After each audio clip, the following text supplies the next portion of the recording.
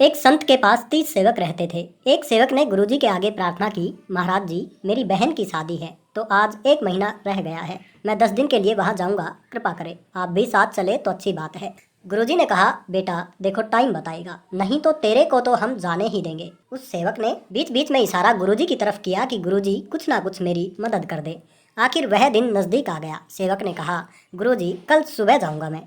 गुरुजी ने कहा, ठीक है बेटा। सुबह हो गई। जब सेवक जाने लगा तो गुरुजी ने उसे 5 किलो अनार दिए और कहा, ले जा बेटा, भगवान तेरी बहन की शादी खूब धूमधाम से करे, दुनिया याद करे कि ऐसी शादी तो हमने कभी देखी ही नहीं। और साथ में 2 सेवक भेज दिए, जाओ तुम शादी पूरी करके आ जाना। जब सेवक घर से निकले 100 किलोमीटर गए तो जिसकी बहन की शादी थी वह सेवक दूसरों से बोला, गुरुजी को पता था कि मेरी बहन की शादी है और हमारे पास कुछ भी नहीं है, फिर भी गुरुजी ने मेरी मदद नहीं की। 2-3 दिन के बाद वह अपने घर पहुंच गया। उसका घर राजस्थान के रेतीली इलाके में था। वहाँ कोई फसल नहीं होती थी। वहाँ के राजा की लड़की बीमार हो गई।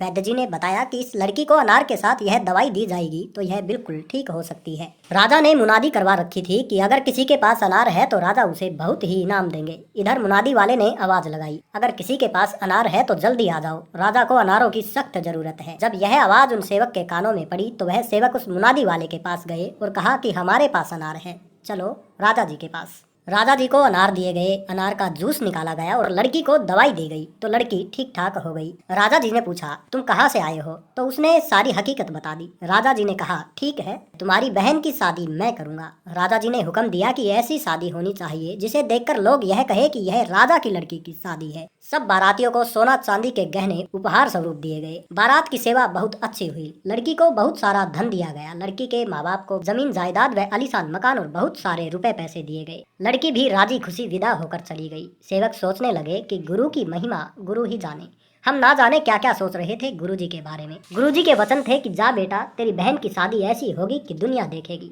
संत वचन हमेशा सच होते हैं। संतों के वचन के अंदर ताकत होती है, लेकिन हम नहीं समझते। जो भी वह वचन निकालते हैं वह सिद्ध हो जाता है। हमें संतों के वचनों के ऊपर अमल करना चाहिए और विश्वास करना चाहिए। ना जाने संत मौज में आकर क्या दे और रंग से राजा बना दे।